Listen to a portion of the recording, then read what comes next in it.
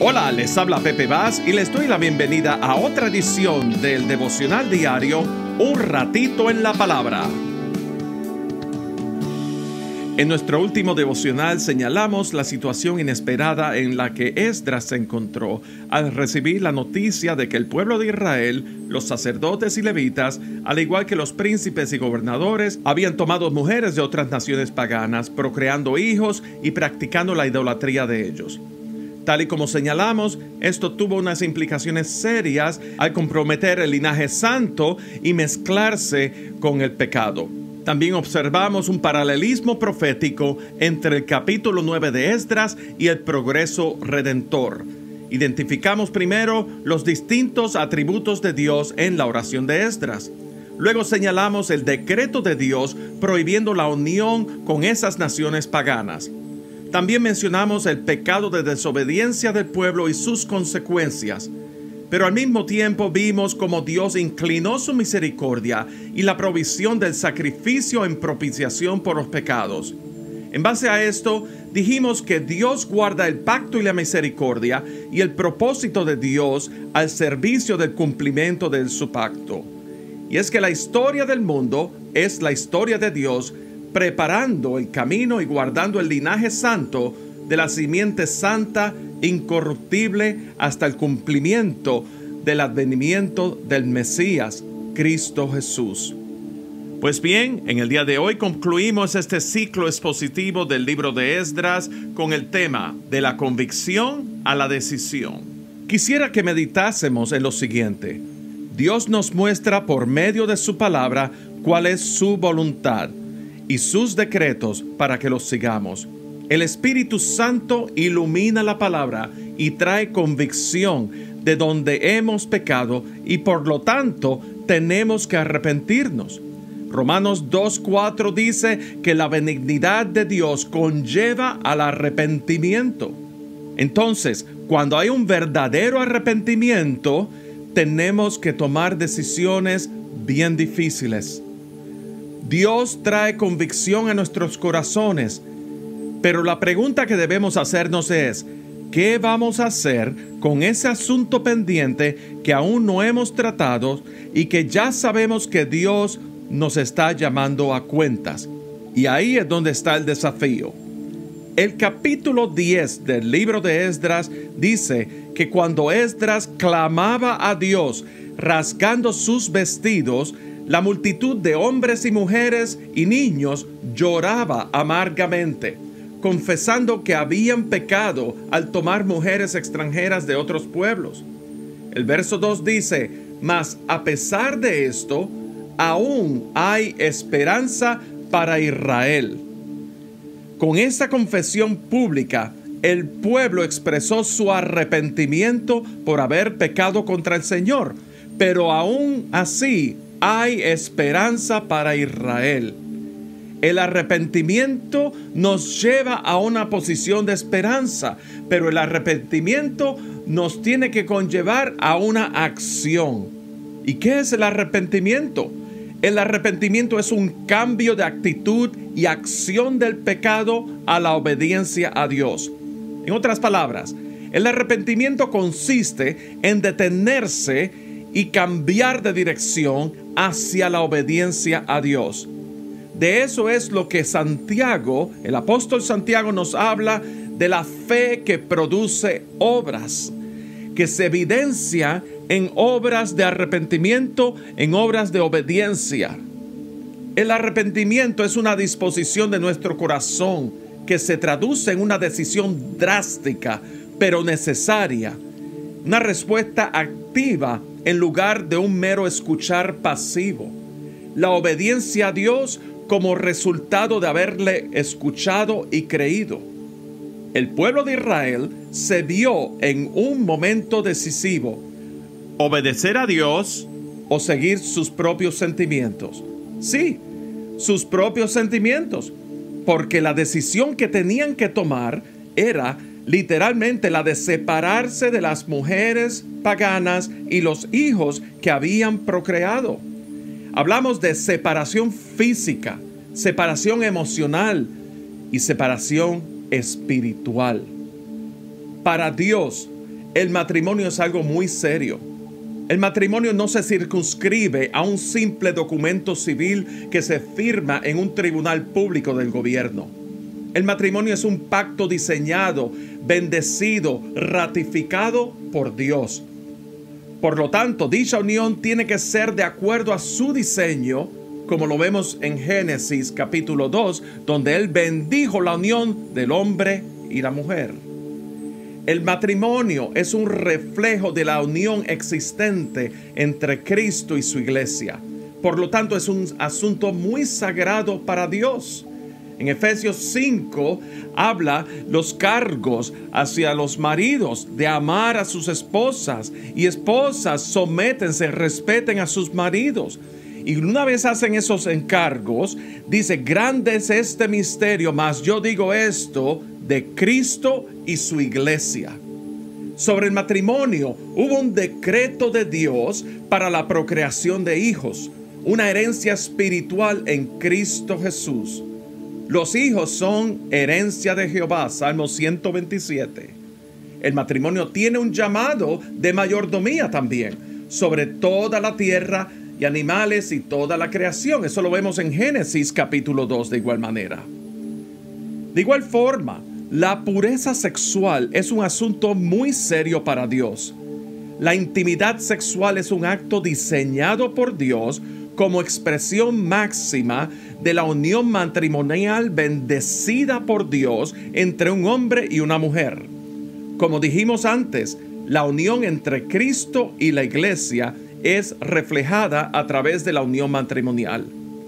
La intimidad sexual en el matrimonio tiene una profundidad de gran significado, y eso es lo que la distingue del sexo entre animales.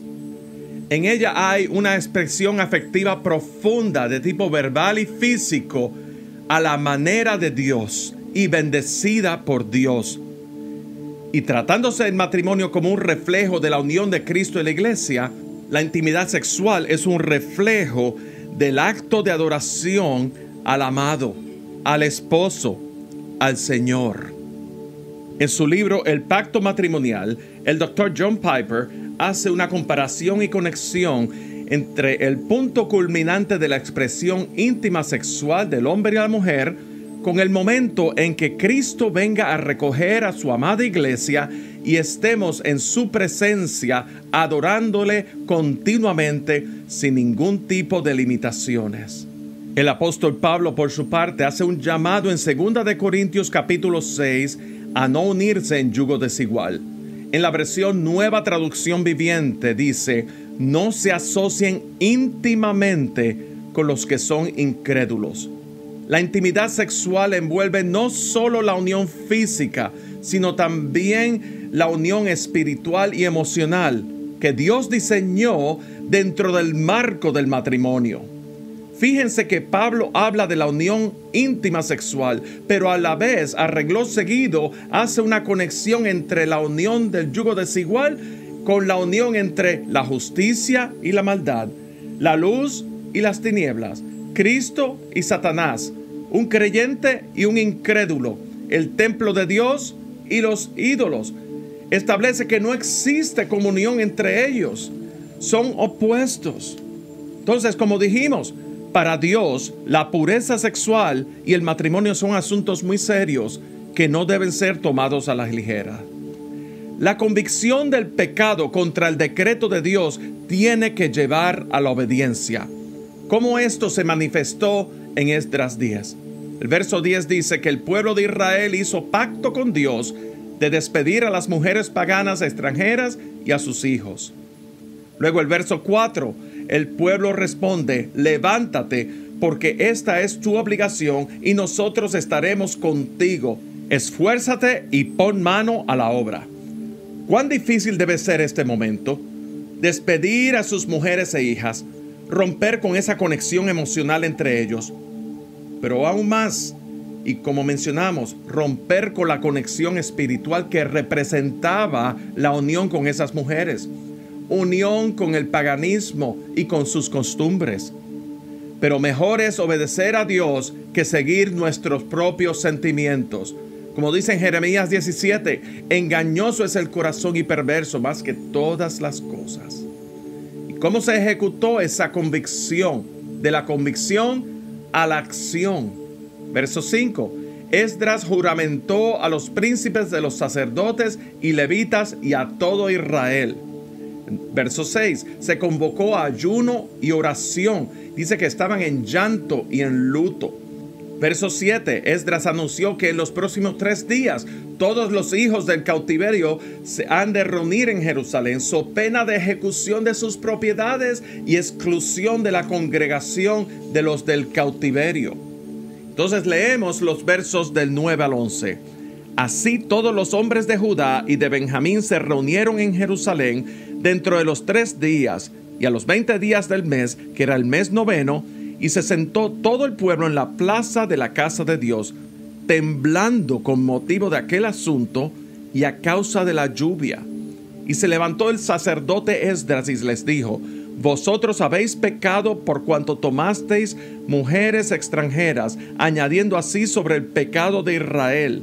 Ahora pues, dad gloria a Jehová, Dios de vuestros padres, y haced su voluntad, y apartaos de los pueblos, de las tierras y de las mujeres extranjeras. Y respondió toda la asamblea, y dijeron en alta voz: así se haga, conforme a tu palabra. Pero debido a la cantidad de personas y a las inclemencias del tiempo, Esdras decidió que el proceso de juicio y separación fuera de una forma organizada y que serían llamados por cita en un tiempo determinado. Los versos 16 y 17 dicen: así hicieron los hijos del cautiverio, y fueron apartados el sacerdote Esdras y ciertos varones jefes de casas paternas según sus casas paternas. Todos ellos por sus nombres se sentaron el primer día del mes 10 para inquirir sobre el asunto, y terminaron el juicio de todos aquellos que habían tomado mujeres extranjeras el primer día del mes 1. El libro de Esdras concluye con una lista de hombres que despidieron a sus mujeres extranjeras y a sus hijos. El verso 19 dice: y dieron su mano en promesa de que despedirían sus mujeres, y ofrecieron como ofrenda por su pecado un carnero de los rebaños por su delito. De la convicción a la decisión. Decisión por la obediencia a Dios. Cristo Jesús, sabiendo el precio tan alto a pagar por nuestra redención, oró al Padre: si es posible, pase de mí esta copa, pero no se haga mi voluntad, sino la tuya. Jesús se hizo obediente hasta la muerte y muerte de cruz. Pero por su obediencia, los muchos pecadores, o sea, tú y yo, serán constituidos justos. Padre, cuán difícil es actuar en obediencia tras aquello a lo cual tú has traído convicción en nuestros corazones. Señor, te pedimos que no solo seamos oidores de tu palabra, sino que seamos hacedores de ellas. Que la fe evidencie obras que surjan de una vida transformada a tu imagen. A la luz de tu palabra, seamos renovados para experimentar tu perfecta voluntad. En Cristo Jesús. Amén. Así concluimos este ciclo del libro de Esdras. Lo que Dios ordena, nadie lo detiene. Dios ordenó a 130 años del nacimiento de Ciro que el pueblo de Israel cautivo regresaría a Jerusalén para reedificar la casa de Dios. Y nadie lo detuvo. Dios ordenó la preparación de los cimientos de la casa de Dios, y a pesar de la oposición al punto de retrasar la obra, nadie lo detuvo. Dios ordenó que el templo fuese utilizado de acuerdo al diseño que él había dado a David para el templo original. Proveyó el dinero y los utensilios de una manera sobrenatural. Ordenó y envió ministros para la casa de acuerdo a los criterios específicos suyos, y nadie lo detuvo.